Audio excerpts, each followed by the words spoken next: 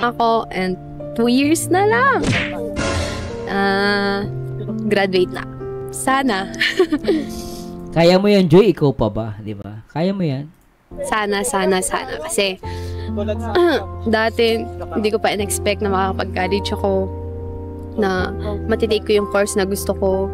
And now, tinitake ko na yung path na gusto ko. And through Kalingap, syempre, sa mga sponsors, kila Kuya Rap, kila Kuya Bal. At unti-unti kong kakamitin pangarap ko at pangarap ng aking pamilya. Sobrang OA naman ito.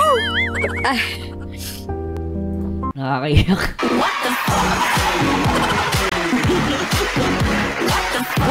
Ang hirap, ano? Alam mo yung tipong pinipigilan mo yung iyak mo, no?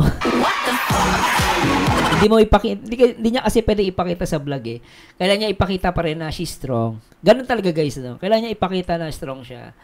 Pero nakikita ko sa kanya rito, guys, gusto niya umaiyak.